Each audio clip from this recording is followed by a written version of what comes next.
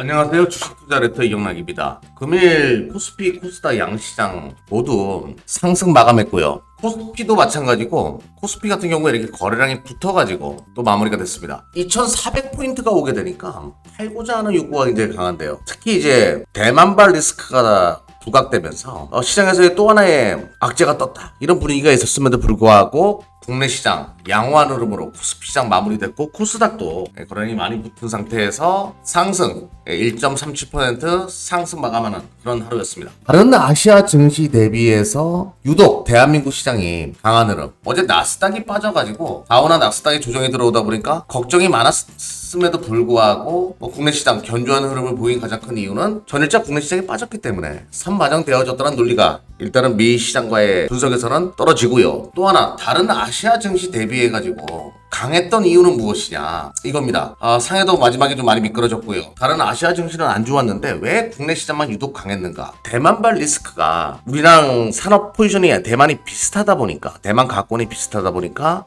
대한민국 IT 산업이나 뭐 등등, 오늘 뭐 과자 관련된 종목들도 떴어요. 대만 과자를 중국에서 이제 수입을 하지 않는다, 이런 얘기가 뜨면서 아무튼 반사익을 얻는 시나리오도 예상해 볼 수 있고요. 그만큼 이제 파운드리 시장에서 대만이 차지하고 있는, TSMC가 차지하고 있는 그 비중이 크다 보니까 거기에 대한 반사이익에 대한 기대감도 모락모락 피어나고, 또 하나는 이제 수급적인 부분인데요. 이게 이제 MSCI 이머징 마켓 시장에서의 국가별 비중인데 중국이 가장 크죠. 35%. 그 다음에 대만입니다. 그리고 그 다음에 인도, 우리가 11.25%밖에 되지 않아요. 원래 대한민국이 2등이었거든요. 대만이 그만큼 성장했다는 얘기겠죠. 근데 우리랑 같은 기술주 진영이다 보니까 우리가 반사이익을 얻을 수 있는 부분도 크다라는 거예요. 근데 이거는 짧게 끝날 문제는 아닌 것 같아요. 대만발 리스크가 계속 이렇게 수면 위에 떠오르게 되면 제가 뭐 전일자에도 이야기 드렸는데요. 수많은 반도체 업체들이 대만 쪽에다가 위탁을 하던 것을 대한민국 쪽으로 돌릴 가능성도 열어놔야 되겠고, 또 투자의 개념으로, 금융시장의 개념으로 본다라고 하더라도 대만의 리스크가 계속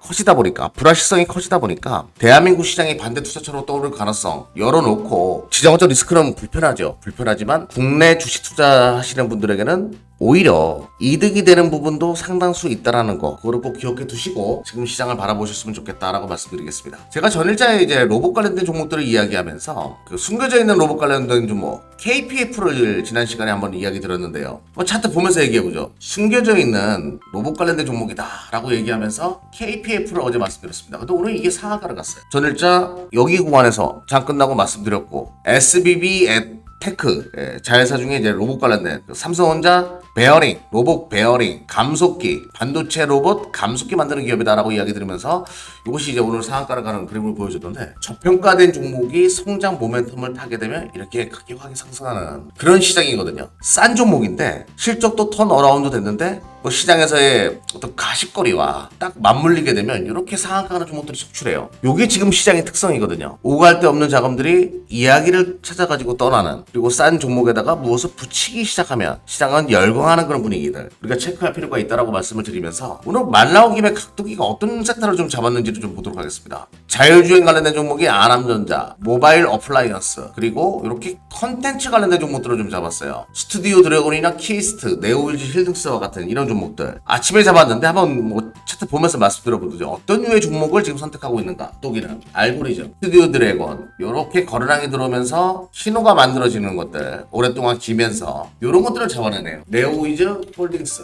이런 그림이 있는 것들, 많이 누워져 있다가 살짝 고개 들고 거래량이 붙는 것들을 선택하는 그런 그림이거든요. 키스트, 이것도 오늘 거래량이 붙는 거, 이런 것들을 잡아냅니다. 오랫동안 기면서 살짝 들어오기 시작하는 거. 여러분들도 투자에 참조하셨으면 좋겠고요. 오늘 이제 그 엔터 관련된 종목들이 좋았는데요. SM이나 JYP 이런 것들, YZ도 좋았습니다. YZ는 이제 모양을 다 만들어 놨더라고요. 이런 그림으로 마무리되면서 과거 이제 시장 대비해서 견조하게 버텼던 섹터가 주주가 될 가능성이 높다라고 이야기 들었는데, 엔터 관련된 종목들 지금 뭐 메타버스 XR 기기에 관련돼 가지고 여러 가지 이제 이야기들이 나오던데요. 또 메타버스랑 연결할 수 있는 컨텐츠 관련된 기업들 하반기에 서서히 다시 한번 또 붙는 분위기 참조하시고 투자하셨으면 좋겠다라고 말씀드리면서, 시장은 많이 팔고 싶은 자리예요. 하지만 제가 여러분들에게 늘 설명을 드리죠. 조금 엉덩이가 무겁게 천천히 대응할 필요가 있다고 계속 말씀드립니다. 빠질 것 같으면서도 올리는 이런 흐름의 연속성 계속 발생할 가능성이 높다라고 말씀드리면서 내일 뵙도록 하겠습니다.